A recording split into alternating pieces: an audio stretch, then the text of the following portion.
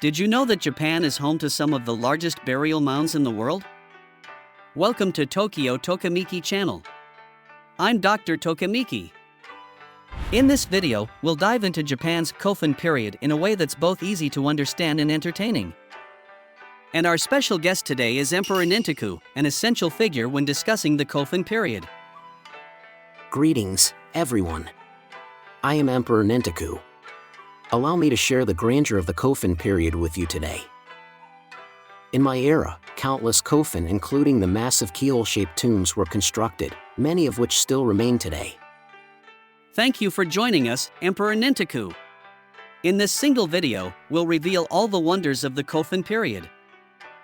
When did the Kofen period start? What kind of society was it? And why were these colossal tombs built? We'll pack it all into this one video. We'll delve into the Yamato government, the power dynamics among regional clans, and even the mysteries of haniwa figures. There's much to discover. If you enjoy what you see, please give us a like and leave a comment. Feel free to ask any questions you have. Your feedback encourages me greatly. Let's make this exciting together. Alright, let's jump right into it. We'll explore how the Kofen period began and uncover the secrets behind the very first tombs. Now, everyone, come with us as we embark on a journey into ancient Japan's fascinating legacy. First, let's briefly review how Japan shifted from the Yayoi period to the Kofen period. In the Yayoi period, rice cultivation flourished, and conflicts among settlements were frequent. However, around the 3rd century, a major change began. Indeed. In my era, the Yamato government rose to power, uniting local clans in the Kinai region. The Yamato government then started building these Kofen as symbols of authority, right? Generally, the Kofen period is said to span from the late 3rd century to around the 7th century. It's often divided into early, middle, and late phases, correct? Yes. We distinguish these phases by the shape and scale of the keyhole tombs and by the types of grave goods found within. Kofen tombs can be found not just in the Kinai region but all over Japan. Could this be evidence of increasing centralization at the time? Exactly. By building similar tombs while submitting to the Yamato rule, regional clans displayed a united form of power. Kofen aren't just ordinary graves, right? Beyond displaying an authority figure's prestige, they also had significant political implications. Building a Kofen required massive manpower and time. Having the power to mobilize that manpower was the true demonstration of a ruler's authority. I see. I've heard there are various shapes of Kofen. Next, let's take a closer look at some notable examples and their forms. Yes. Besides the keyhole shape, there are round tombs and square tombs. Each represents the intent and power of different clans. Alright, in the next part, we'll explore the specific shapes of these tombs and the artifacts buried within. Now, let's take a closer look at the specific shapes of these ancient tombs. Indeed. The keyhole-shaped Zenpo Konfon is the most iconic, known for its distinctive outline. For instance, the Daisen Kofen in Osaka measures about 486 meters in length, considered one of the largest tombs in the world. Exactly. Constructing such a massive tomb required immense manpower, truly reflecting the authority of the Yamato government.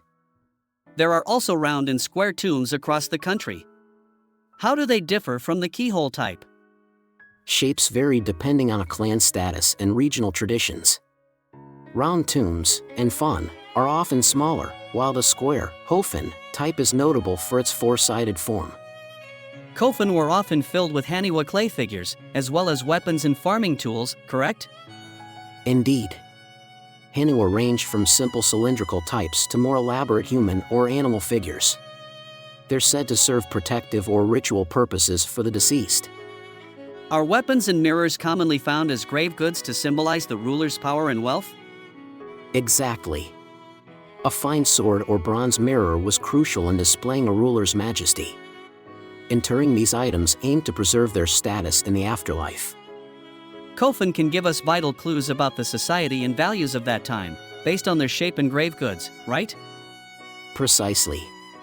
Part of the Kofen period's allure is imagining who built these tombs and what they hope to achieve. Next, let's delve deeper into the internal structure of Kofen and the kinds of rites that took place within these tombs. Indeed.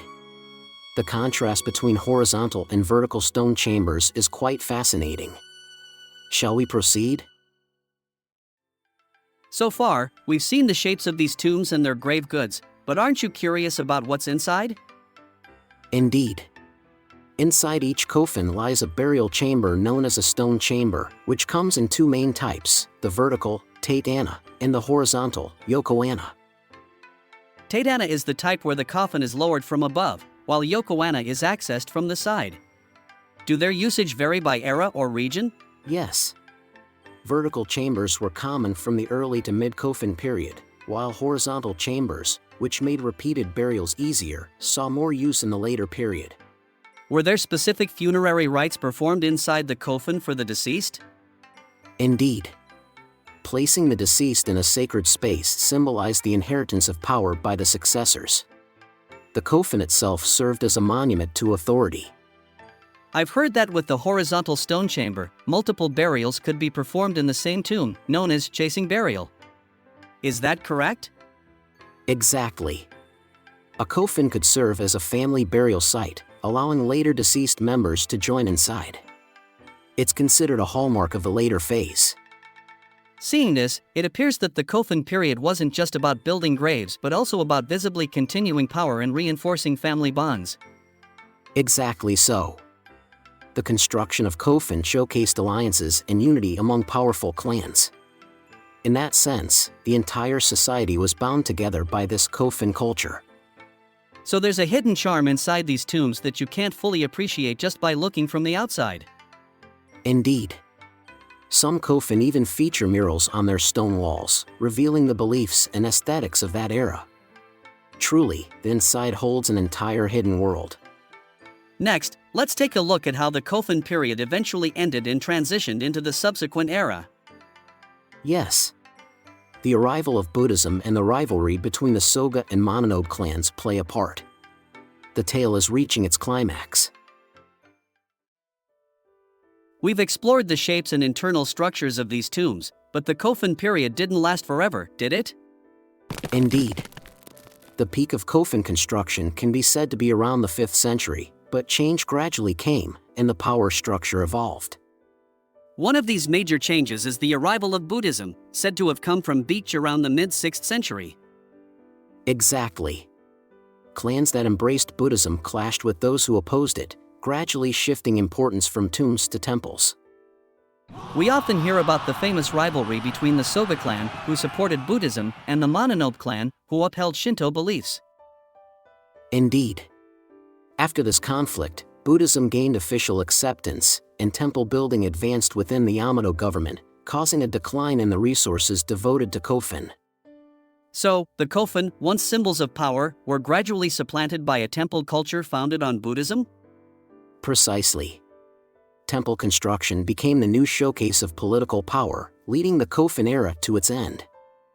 By around the 7th century, a new era called the Asuka period began, bringing significant changes to Japan's state structure, right? Yes. With figures like Prince Shotoku, Umayado no Aji, and the adoption of Chinese systems, centralization advanced even further. So, we can say the Kofun period laid an essential foundation for Japan's emergence into a more structured state. Exactly. The organizational strength required for building huge Kofen and the unified cultural identity that spread nationwide paved the way for the later Ritsuryo system. I see. Next, let's summarize the Kofun period and bring this video to a close. Thank you all for staying with us until now. It seems I have much to learn about your modern era as well. We've explored the Kofun period from its beginnings, through its massive tombs and grave goods, all the way to its end. Emperor Nintoku, how would you sum up the allure of the Kofun period in a single phrase? In a single phrase, it's a grand symbol of authority and unity. The Kofen themselves represented our collective power and bonds. For us today, it's fascinating to see how the organizational strength and culture of the Kofun period greatly influenced later Japanese legal systems and Buddhist culture. Indeed. Building these grand Kofen required nationwide collaboration, laying the foundation for political structures that carried into the Asuka period. I encourage everyone living in modern times to visit a Kofen. While many stone chambers aren't accessible, you can still feel their grandeur firsthand. Absolutely. Standing near a Kofen lets you imagine the power and aspirations of ancient people, truly experiencing that historical romance. If you found this video interesting or helpful, please hit the like button and leave a comment. Don't forget to subscribe to our channel.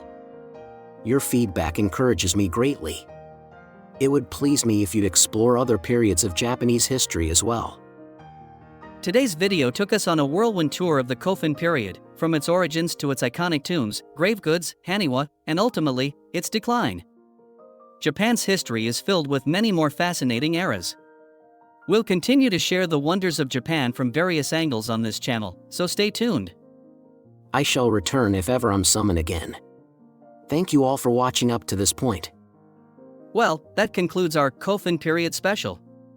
Thank you so much for watching.